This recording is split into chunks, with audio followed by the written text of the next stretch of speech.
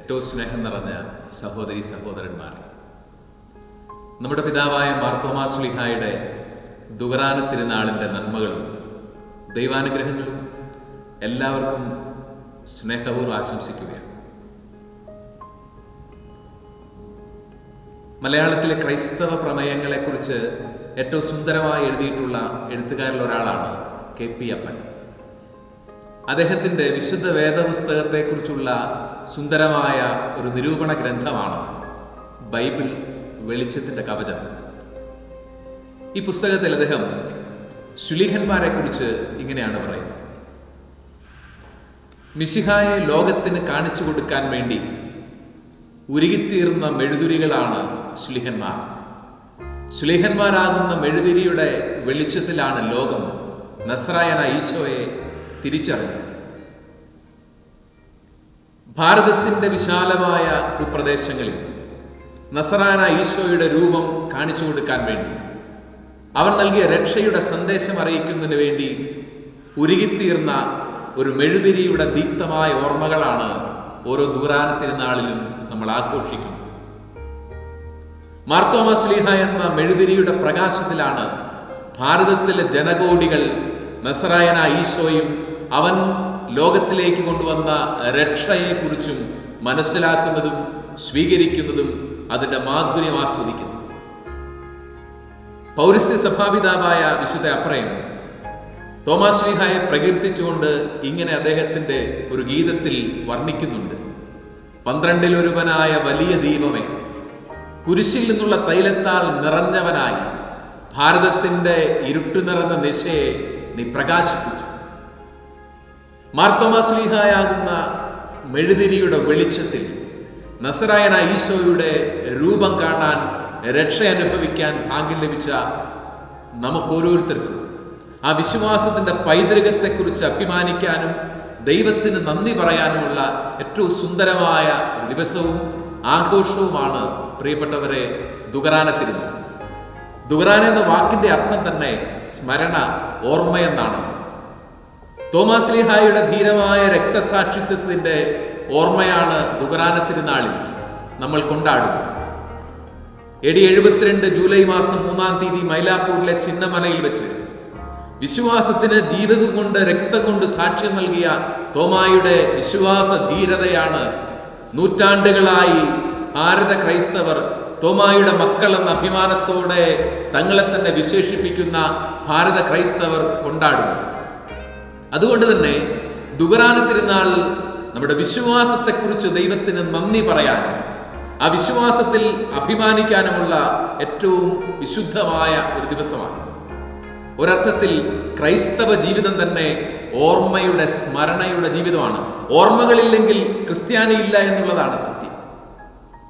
കുരിശിൽ നസ്രായനായ ഈശോ നേടിയ രക്ഷയുടെ ഓർമ്മയാണ് ഓരോ ദിവസവും വിശുദ്ധ ബലിയിലൂടെ ക്രൈസ്തവർ കൊണ്ടാടുന്നെങ്കിൽ, ഈശോയ്ക്ക് സാക്ഷ്യം വഹിച്ച ശുലീഹന്മാരുടെ, രക്തസാക്ഷികളായി തീർന്ന ശുലീഹന്മാരുടെ ഓർമ്മ, അതിൽ വളരെ സവിശേഷമായി മാർത്തോമാ ശ്ലീഹായുടെ ഓർമ്മയാണ് നമ്മൾ ഇന്ന് ദുകറാന തിരുനാളിൽ ആചരിക്കുന്നതെങ്കിൽ, ഓർമ്മകൾ നഷ്ടപ്പെട്ടാൽ ക്രിസ്ത്യാനി ഇല്ലാതാകും എന്നുള്ളതാണ് യാഥാർത്ഥ്യം.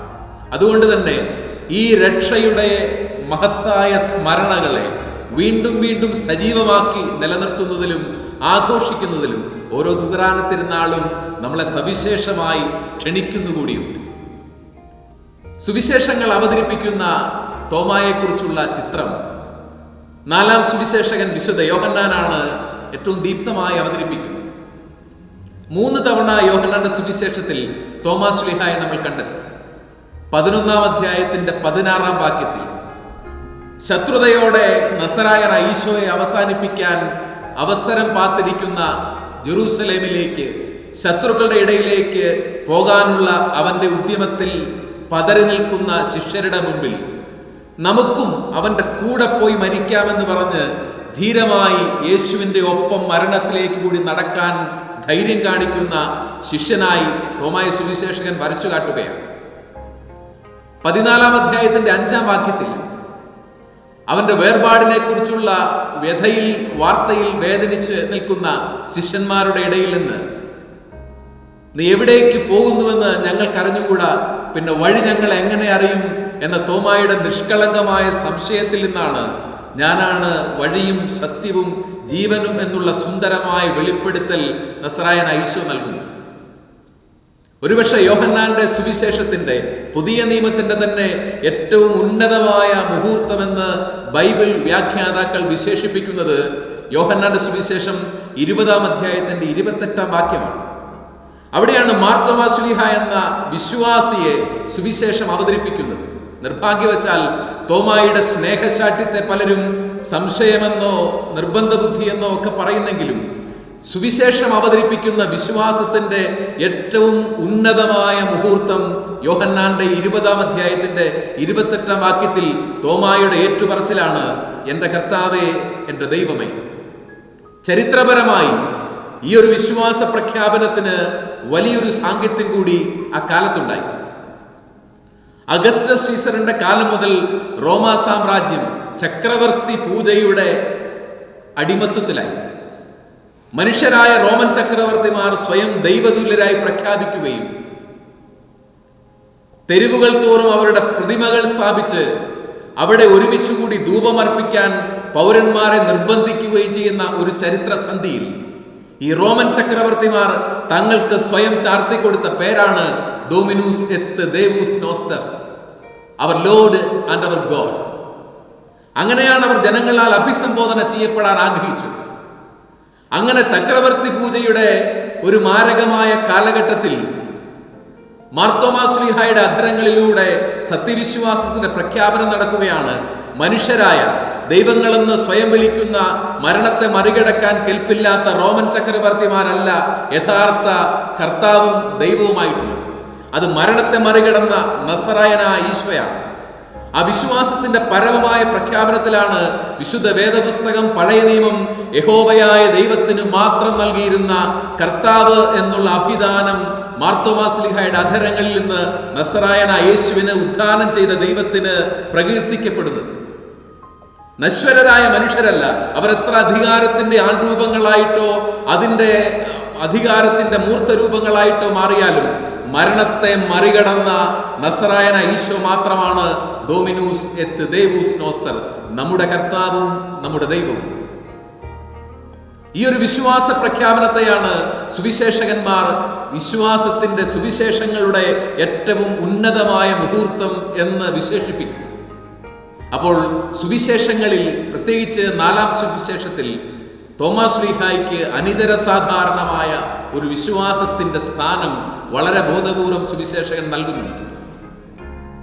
പ്രിയപ്പെട്ടവരെ, ഈ തോമായുടെ വിശ്വാസത്തെ ഓർമ്മിക്കാൻ, അനുകരിക്കാൻ, ആ വിശ്വാസത്തിന്റെ ഏറ്റവും ഉന്നതമായ സാക്ഷ്യമായ രക്തസാക്ഷിത്വത്തോളം തോമായെപ്പോലെ അടിയുറച്ച വിശ്വാസികളും അടുത്തനുഗമിക്കുന്ന ശിഷ്യരുമാകാനുള്ളതാണ് ദുഃഖനാന തിരുനാളിന്റെ ക്ഷണമെന്ന് പറയും. ഇന്നത്തെ സുവിശേഷം, യോഹന്നാന്റെ സുവിശേഷം 20-ാം അധ്യായത്തിന്റെ 24 മുതലുള്ള വാക്യങ്ങളിൽ ഒരു സ്നേഹശാഠ്യത്തെയും അതിന് കീഴടങ്ങി കൊടുക്കുന്ന ഗുരുവിനെയും നമ്മൾ കാണുന്നു. അവന്റെ മുറിവുകൾ കണ്ടല്ലാതെ വിശ്വസിക്കുകയില്ല, അവന്റെ വിലാപ്പുറത്ത് തൊടാതെ വിശ്വസിക്കുകയില്ലെന്നുള്ള തോമായുടെ ഒരു സ്നേഹശാഠ്യത്തിന്റെ മുമ്പിൽ ഉദ്ധാനം ചെയ്ത ഈശോ സ്വയം തോറ്റുകൊടുക്കുന്നതാണ് ഏറ്റവും സുന്ദരമായ ദൃശ്യം. അവൻ ശിഷ്യരുടെ ഇടയിൽ വന്ന് നിന്നിട്ട് തോമസിനോട് പറയാണ്, നിന്റെ വിരലിവിടെ കൊണ്ടുവരിക, എൻ്റെ കൈകൾ കാണുക, കൈനീട്ടി എൻ്റെ പാർശ്വത്തിൽ വയ്ക്കും. തോമസ് തൊട്ടുനോക്കിയെന്ന് സുവിശേഷങ്ങൾ ഒരിടത്തും പറയുന്നില്ല. മറിച്ച് ഗുരു തന്റെ മുമ്പിൽ, തന്റെ സ്നേഹശാഠ്യത്തിന്റെ മുമ്പിൽ തോറ്റു തന്നപ്പോൾ എൻ്റെ ആത്മാവിൽ നിന്ന് ഒരു നിലവിളിയും ഒരേറ്റുപറച്ചിലുമായിട്ടാണ് എൻ്റെ കർത്താവേ, എൻ്റെ ദൈവമേ എന്നുള്ള ഏറ്റുപറച്ചിലിനെ നമ്മൾ കാണേണ്ടത്. ശിഷ്യനെ ഗുരു നേടിയത് അവന്റെ മുമ്പിൽ തോറ്റുകൊടുത്തുകൊണ്ടാണ്. ഒരു വേള ദൈവം മനുഷ്യന്റെ സ്നേഹശാഠ്യങ്ങളുടെ മുമ്പിൽ തോറ്റുകൊടുത്തുകൊണ്ട് അവരെ നേടുന്നതിൻ്റെ സുന്ദര ചിത്രമാണ് ഇവിടെ കാണുന്നത്. ശാഠ്യം പിടിക്കുന്നവരുടെ മുമ്പിൽ തോറ്റുകൊടുക്കുന്ന നസറായനായ ഈശോയെ 2024-ാം ആണ്ടിൽ നമ്മൾ വീണ്ടും ഈ ഭാരതത്തിലേക്ക് സുവിശേഷത്തിന്റെ വെളിച്ചവുമായിട്ട് വന്ന തോമാസ് ശ്ലീഹായുടെ രക്തസാക്ഷിത്വത്തെ ഓർക്കുന്ന ഈ ദുഖറാന തിരുനാളിൽ തോമായുടെ വിശ്വാസ പൈതൃകം നേടുന്ന ഈ ഒരു സഭയെക്കുറിച്ച് ആകുലതയോടെ ചിന്തിക്കുന്ന ദിവസം കൂടിയാണ്. ചില ശാഠ്യങ്ങളെയും നമ്മൾ ഈ കാലഘട്ടത്തിൽ ചില മത്സരങ്ങളെയും എല്ലാം സഭ കണ്ടുകൊണ്ടിരിക്കുകയാണ്. നാളെ വിശ്വാസത്തിന്റെ ഗതി എന്താകും, സഭയുടെ ഗതി എന്താകും എന്നൊക്കെയുള്ള ആകുലതകൾ സഭയെ സ്നേഹിക്കുന്നവരുടെ ഒക്കെയും മനസ്സിൽ നിന്ന് ഉയരുന്നുണ്ട്.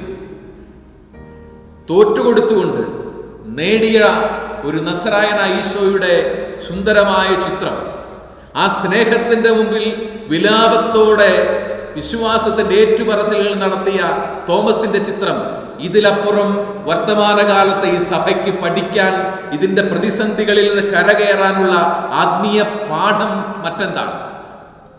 ഈ ഒരു ആത്മീയ പാഠത്തിൽ നിന്ന് പഠിക്കാനും ഈ കാലത്തിന്റെ പ്രതിസന്ധികളെ മറികടക്കാനും ചില ശാഠ്യങ്ങൾക്ക് മുമ്പിൽ തോറ്റുകൊടുത്തുകൊണ്ടും ചില സ്നേഹത്തെ വിലാപത്തോടെ ഏറ്റുപറഞ്ഞുകൊണ്ടും രമ്യതയിലേക്ക് കടന്നു വരാൻ, അനുരഞ്ജനത്തിലേക്ക്, സമാധാനത്തിലേക്ക്, സഹവർത്തിത്വത്തിലേക്ക് കടന്നു വരാൻ വർത്തമാനകാലത്തിലെ നമ്മുടെ സഭയ്ക്ക് കഴിഞ്ഞിരുന്നെങ്കിലെന്ന് ഈ ദിവസം ഒരുമിച്ച് പ്രാർത്ഥിക്കാനുള്ള ദിവസം കൂടിയാണ്. സഭാദിനമായിട്ടാണ് ദുഖറാന തിരുനാൾ നമ്മൾ ആചരിക്കുന്നത്.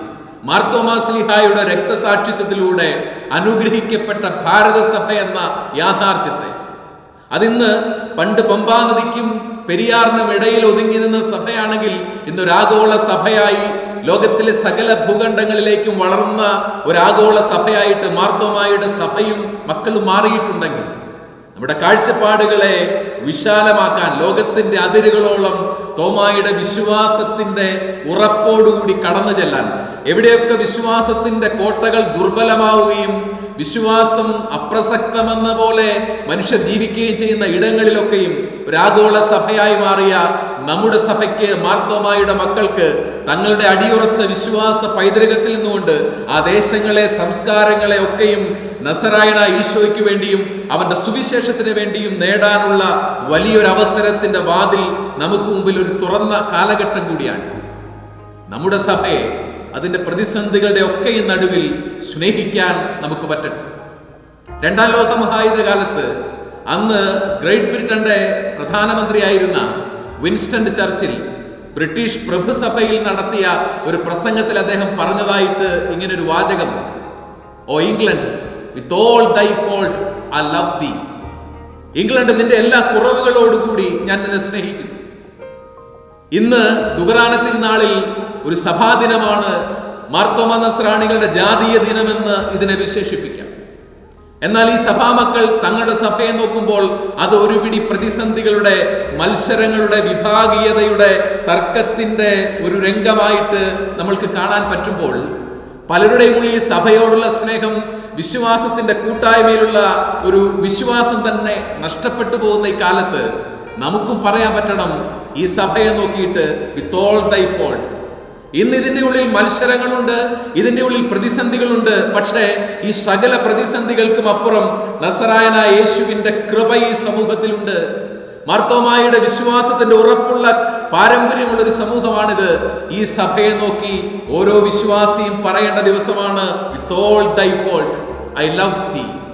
നിന്റെ എല്ലാ കുറവുകളോടും കൂടി, മനുഷ്യ സഹജമായ കുറവുകളൊക്കെയും ഇതിലുണ്ടെങ്കിലും ദൈവത്തിന്റെ കൃപയാൽ അലങ്കരിക്കപ്പെട്ടിരിക്കുന്ന നിന്റെ വിശ്വാസ പൈതൃകത്തെ പ്രതി ഞാൻ നിന്നെ സ്നേഹിക്കുന്നുവെന്ന് പ്രിയരെ നമ്മളെല്ലാം ഈ സഭയോട്, സീറോ മലബാർ സഭയോട്, മാർത്തോമാ നസ്രാണികളുടെ പാരമ്പര്യമുള്ള സഭയോട് പറയേണ്ട ദിവസം കൂടിയാണ് ഓരോ ദുഖറാന തിരുനാളിൽ.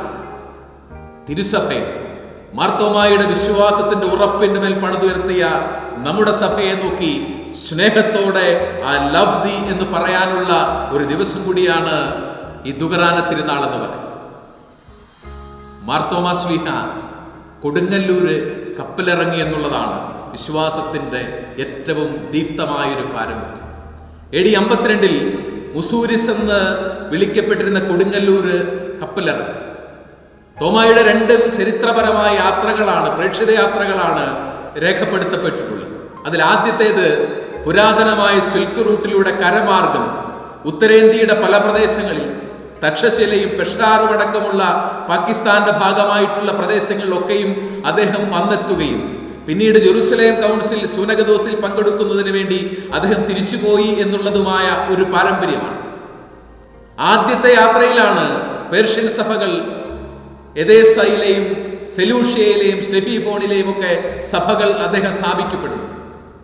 രണ്ടാമത്തെ പ്രേക്ഷിത യാത്രയാണ് AD 52 ആരംഭിച്ച് കൊടുങ്ങല്ലൂർ കപ്പലിറങ്ങുന്ന കടൽ മാർഗമുള്ള യാത്ര. ആ യാത്രയിലാണ് ഭാരതത്തിന്റെ തെക്കൻ പ്രദേശങ്ങളൊക്കെയും സുവിശേഷത്തിന്റെ വെളിച്ചത്തിലേക്ക് കടന്നു വരുന്നത്. ആ യാത്രയിൽ മുസൂരി തുറമുഖത്ത് കൊടുങ്ങല്ലൂര് മാർത്തോമാ ശ്ലീഹ കപ്പലിറങ്ങി. കൊടുങ്ങല്ലൂർ ഒരു ബിംബമാണ്. ഇനിയും മാർത്തോമായുടെ വിശ്വാസ ദീപം ഏറ്റുവാങ്ങിയ നമ്മൾ ഓരോരുത്തരും നസറായനായ ഈശോയുമായിട്ട് അവന്റെ സുവിശേഷത്തിന്റെ മൂല്യങ്ങളുമായിട്ട് ചെന്നിറങ്ങേണ്ട പ്രദേശങ്ങളുടെ പ്രേക്ഷിത മേഖലകളുടെ ഒക്കെയും പ്രതീകമായിട്ടാണ് കൊടുങ്ങല്ലൂര് നിലകൊള്ളുന്നത്. അതൊരു പക്ഷേ ദാരിദ്ര്യത്തിന്റെയും രോഗത്തിന്റെയും അസമത്വങ്ങളുടെയും മൂല്യച്യുതികളുടെയും ഒക്കെ മേഖലകളിൽ നസറായനായ യേശുവിന്റെയും അവന്റെ സുവിശേഷത്തിന്റെ വെളിച്ചത്തിന്റെയും പ്രതീകവുമായി, സുവിശേഷത്തിന്റെ വെളിച്ചവുമായിട്ട് നമ്മൾ ഓരോരുത്തരുടെയും പ്രേക്ഷിത നൗകകൾ അടുക്കേണ്ട തീരങ്ങളായിട്ട് അവശേഷിക്കുകയാണ്. ഈ ദുഖറാന തിരുനാളിൽ ആ ഒരു പ്രേക്ഷിത ആഭിമുഖ്യം കൂടി നമ്മളെ ഗ്രസിക്കാനിടയാകും. ആ ഒരു പ്രേക്ഷിത തീഷ്ണത കൂടി നമ്മുടെ ഹൃദയങ്ങളെ ജ്വലിപ്പിക്കാനിടയാകട്ടെ. ഓരോ ക്രിസ്ത്യാനിയും ഒരു പ്രേക്ഷിതനാണ്. അറിയാത്ത ഭൂഖണ്ഡങ്ങളിലേക്ക് യേശുവുമായി സുവിശേഷത്തിന്റെ വെളിച്ചവുമായി യാത്ര ചെയ്യാൻ ശ്ലീഹന്മാരെയൊക്കെയും പ്രേരിപ്പിച്ചത്, നിർബന്ധിച്ചത് ഉള്ളിൽ ജ്വലിച്ച അടങ്ങാത്ത പ്രേക്ഷിത തീക്ഷ്ണതയായിരുന്നെങ്കിൽ, സ്നേഹിതരെ, ഇന്ന് ഈ ദുഖറാന തിരുനാളിൽ നമ്മുടെ പിതാവായ മാർത്തോമാ ശ്ലീഹായിൽ എരിഞ്ഞ അതേ പ്രേക്ഷിത തീക്ഷ്ണതയാൽ ഇനിയും സുവിശേഷം എത്തേണ്ട തീരങ്ങളിലേക്ക് ആ സുവിശേഷവുമായിട്ട് യാത്ര ചെയ്യാനുള്ള ഒരു തീക്ഷ്ണത നമ്മുടെ ഹൃദയങ്ങളെ ഭരിക്കട്ടെ എന്ന് നമുക്ക് ആഗ്രഹിക്കാം, പ്രാർത്ഥിക്കാം. എൻ്റെ കർത്താവേ, എൻ്റെ ദൈവമേ എന്ന തോമായുടെ ഏറ്റുപറച്ചിലിന് ഉദ്ധിതനായ ഈശോ പറയുന്ന വാചകം ഇതാണ്: നീ എന്നെ കണ്ടതുകൊണ്ട് വിശ്വസിച്ചു. കാണാതെ തന്നെ വിശ്വസിക്കുന്നവർ ഭാഗ്യവാൻ. കാണാതെ ഉദ്ധിതനെ വിശ്വസിക്കാൻ, സുവിശേഷത്തെ സ്വീകരിക്കാനുള്ള വിളി ലഭിച്ചവരാണ് ഇന്ന് വചനം കേൾക്കുന്ന, ഈ തിരുനാൾ ആഘോഷിക്കുന്ന നമ്മൾ ഓരോരുത്തരും. വിശുദ്ധ പൗലോസ് അപ്പോസ്തലൻ കൊരിന്തോസ് ലേഖനത്തിന്റെ 5-ാം അധ്യായത്തിന്റെ 7-ാം വാക്യത്തിൽ പറയും, ഞങ്ങൾ നയിക്കപ്പെടുന്നത് കാഴ്ചയാലല്ല വിശ്വാസത്താൽ.